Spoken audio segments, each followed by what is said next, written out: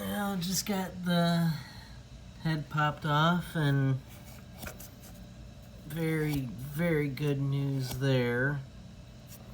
Very clean. The valves, valves are, a couple were stuck, and seats are filthy, so pull all those off, give them a three-way. The head was, it's pretty clean. No cracks that I found yet. So, pretty stoked about that. Shouldn't take too long. Some gaskets and get the sucker percolating.